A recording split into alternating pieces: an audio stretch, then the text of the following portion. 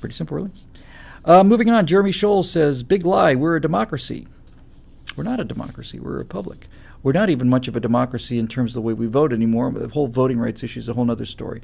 I suspect what he's getting at here, certainly what I think is worth getting at, is we talk about America as a democracy. We live in a democracy. We don't live in a democracy, and we don't want to live in a democracy. We live in a republic. And there's an enormous difference between a republic and a democracy. And look, the reason I venerate the founders is not because they were good-looking guys with powdered wigs or any of the nonsense, or they were all white slaveholders. I revere them because they put an enormous amount of work into making my life better. They put enormous amounts of work in the 1700s into making my life in 2015 better. And one of the things that they did all the work on was they read a lot, and they studied a lot, and they argued a lot, and they debated a lot. And what they did was they looked throughout all of history, and they saw this is working, this isn't. This is kind of good. If we modify this, this may be better. And they didn't just sit there with like the bloody Bolsheviks, and bloody is the word for these guys. They didn't just sit there, hey, we're going to come up with a completely new method of government, and we'll execute people who disagree with us. What could possibly go wrong? The founders didn't have that kind of arrogance. They said, we're not going to develop this off a blank piece of paper. We need to look at what's working. And they did. And they realized that democracy was in many ways, the idea of government by the people, for the people, is an important deal. That was, of course, in the Gettysburg Address much later. But they understood that this had to be we the people. But they also understood that we the people, consisting of individuals who are not always rational, are subject to certain things. And one of the things we're subject to are things like these economic booms. You know, where you've got a tulip bulb that's worth, $50,000 or $100,000 or $200,000 in today's money. There's a tulip economy, these bubble economies, speculative economies. Get in while you can, gold rushes.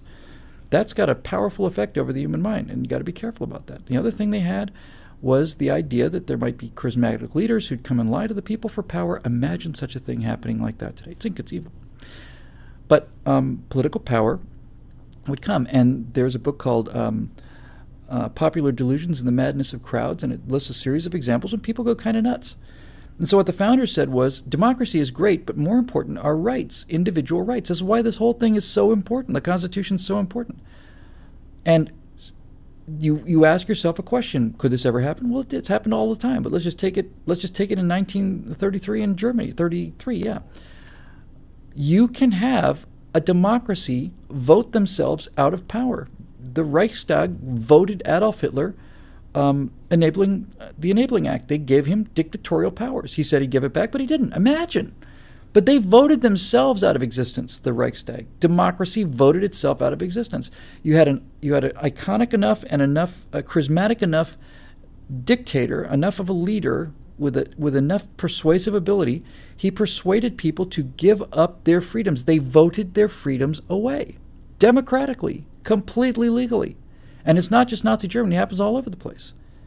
And the founders realized this is, even though that happened after the founders, they realized this is human nature. That's what a democracy can do.